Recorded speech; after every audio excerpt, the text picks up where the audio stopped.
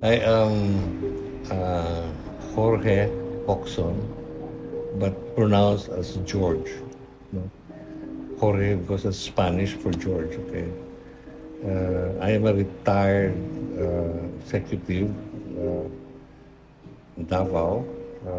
Came here in 1970 and got married here with a Davaoeña. There's pictures there.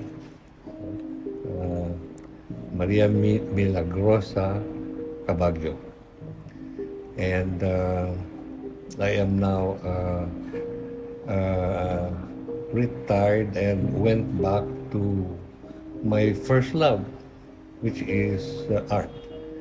Because I started uh, appreciating art way back in when I was high school. That's the long and short of it. Started the second year high school, and excuse me, and fortunately, in Bacolod, where I lived most of my time when I was small, fortunately, I had a neighbor named Jesus or Jess Aiko, Ayco, which is just in front of our house, who at that time was considered to be the father of abstract art in Negros Occidental.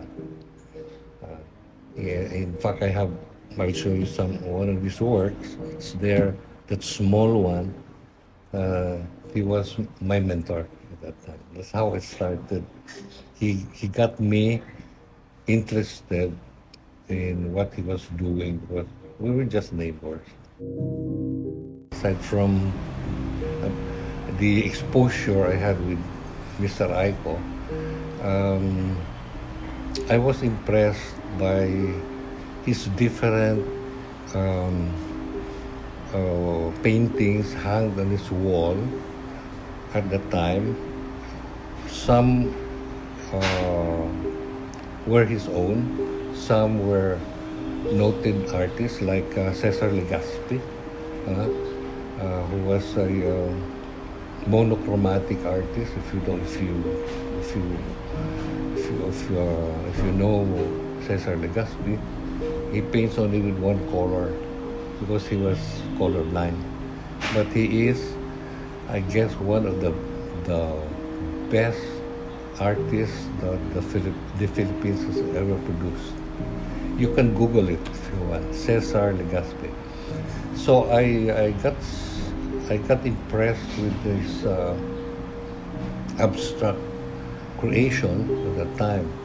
So I was asking him, I would like to emulate what you're doing. So said, yeah, gladly, but you have to start from the very beginning. And what he meant is start from the very beginning, start with the basics. Okay, basic means to say what you see, you paint or you draw. Okay, let's for instance a bowl of fruits. Okay, paint it or draw it. That's how you should start from the very basic. This is where you will learn, and I will teach you along the way what are the components of art. Components like your composition, your contrast, your highlight, your I think there are 5 or 6 components of art. Whatever art or style that you will adopt in the future, the basic components will always be there. Okay, so I said you have to start. So he taught me from the very beginning until I shifted to slowly, to um, impressionistic uh, painting style, which is there hanging on my wall. The that one hanging on my wall is dated way before your father must have been born, which is 1961. Uh, that that that piece won a Shell Prize in 1961, a Shell National Art Competition, and that encouraged me to keep on painting. Except that when I finished high school and went to college, I didn't have the time to pursue my love for art, because I have to concentrate on my academic studies at that time.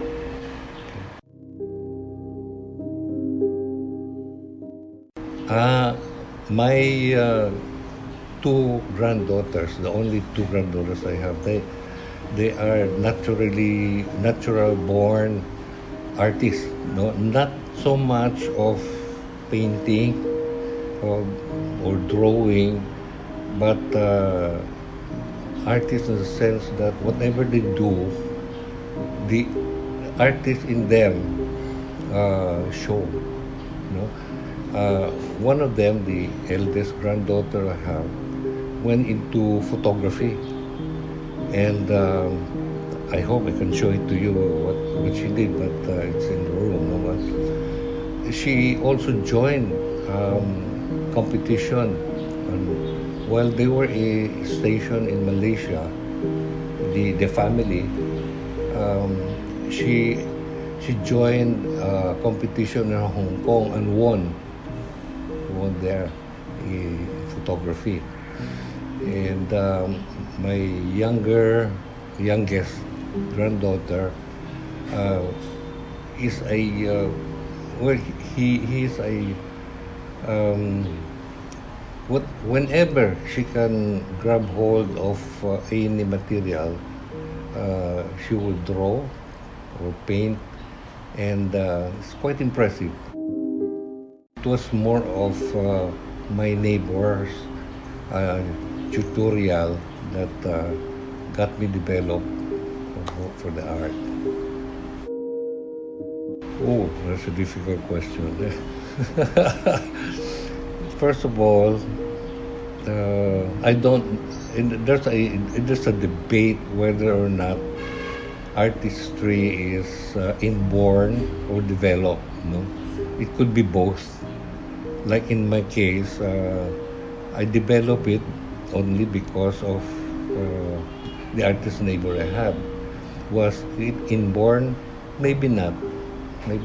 But once I developed the love for it, I pursued within my time limit to do my painting. So for college, I have practically none at all. When I was a professional businessman, I made very few, because I don't have the time.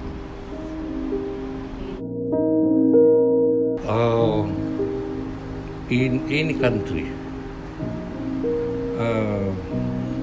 culture is essential, and art is part of culture.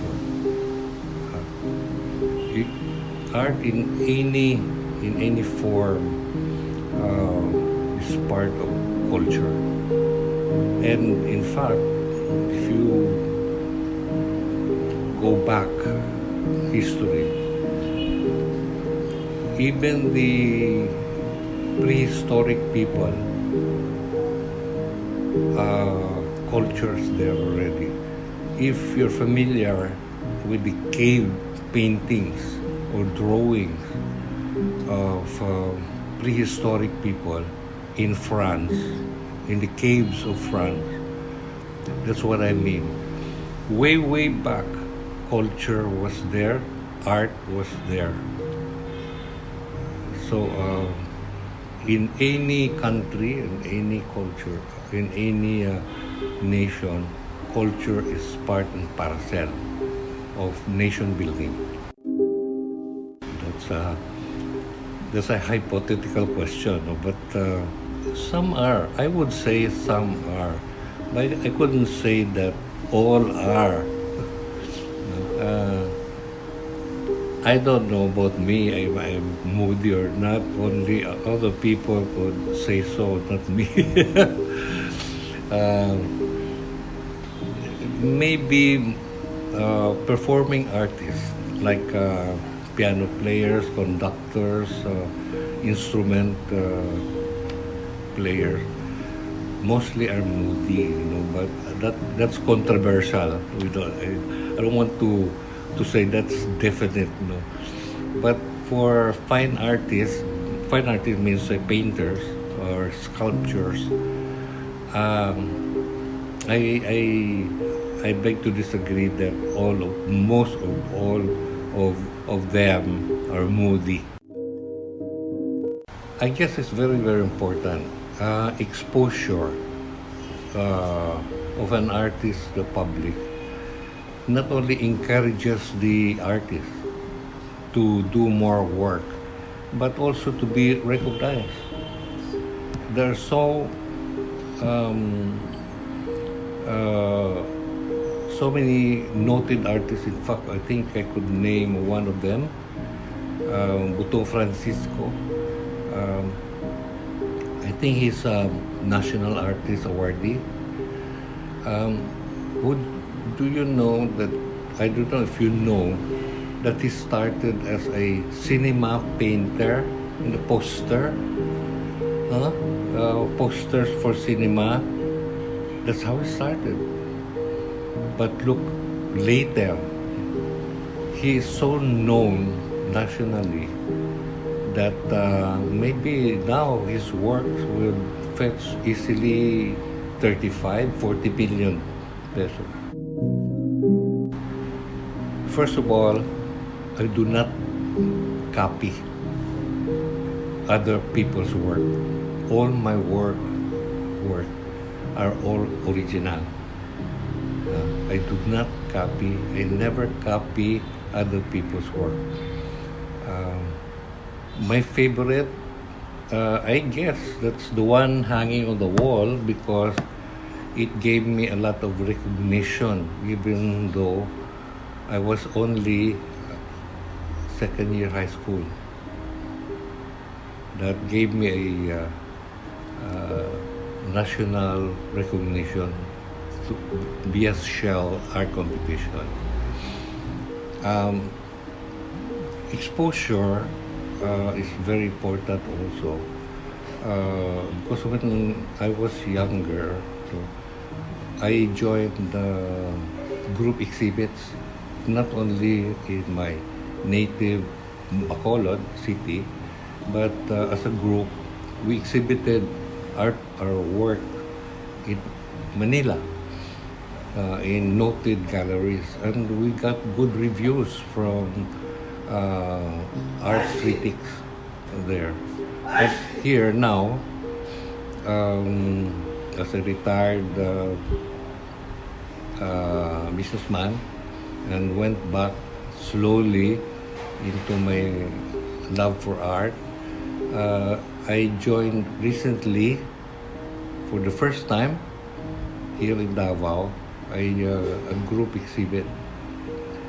The group is called Tabula Rasa, which is the meaning of which is like erasing the table. Erasing table means to say fresh look of art. Fresh look of art. It's important, and I look forward to more exhibits that I will join this year and next year. What are the different forms of painting? Different forms of painting is Number one is what we call representative style. Represent, representative style is simply the artist would paint or draw what he sees exactly if possible. Exactly if possible. The second style would be um, Impressionism. Impressionism was started more or less in, during the time of Manet and Monet, if you're familiar with them, and some Renoir painting. The other form is abstract. Abstract form is sometimes is mistaken as a new form. It is not. It started in 1800, and it was only emphasized and developed much later in the 20th century, and especially forms of Pablo Picasso, uh, uh, well, mm, the and the 19th century artist, uh, and then the other form would be about the era of John Pollock, uh, Jackson Pollock. No, John Pollock. If you want to Google it, started. Well, he was a newspaper man, but when he retired, he went into painting by spreading out in a very large canvas uh, poured paintings, poured paints on it, and his style was so distinctive that is widely copied, no? Because it's easy. It's easy to do, but the concept was again of art is always there. Huh? The contrast, the color, the form, everything is there. It is just that it is not like just pouring paint on a canvas. No, no. But he pioneered that style of painting. Again, his painting would fetch by the millions of dollars. Now, I've seen his work in New York, and it is as large as this wall. It's huge, but that you have to really take closely to appreciate them. The other form is what they call now. It's similar to Pollock. It's what they call um, well, I call them accidental art, no, because what the artist would do is pour on the canvas different colors on the same spot. Okay, and I've seen the video what they do with it. Uh, they get a hair dryer and blow it there, and then you will see how the colors will spread out. Now, not all the time that it will come out beautiful. Not all the time. Sometimes it comes out beautiful. That's why I said it's an accidental art. Okay. Okay. The last and the latest, I guess, form of if you call it painting, I don't call it painting at all, but form of art. There's a controversy here, no, on whether it is really art or not. It's what we call a work that was developed by AI. Huh? AI. How can an AI, um, well, um, algorithms can come up with good results, no? But I always argue with serious artists, is this really art or not? It's it's made by a machine, synthesized from different actual works of artists. Oh. So I always say that only human beings can create original works. Machines cannot. Machines can only synthesize other people's original work.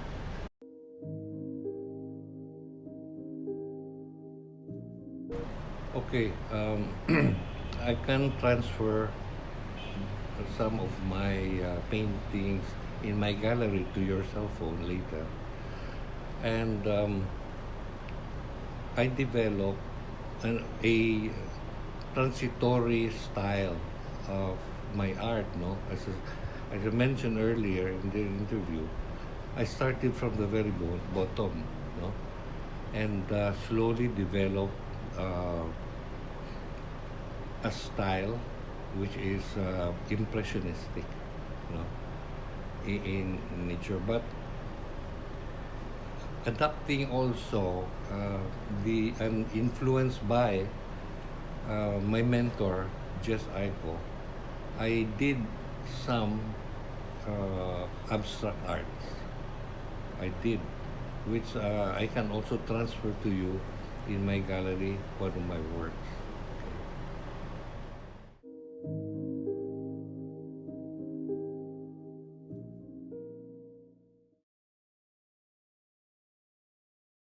Thank you, sir. You are welcome. I hope I satisfied your questions properly. Your next question? Okay. You are welcome. Thank you so much, sir, for this interview. You're welcome.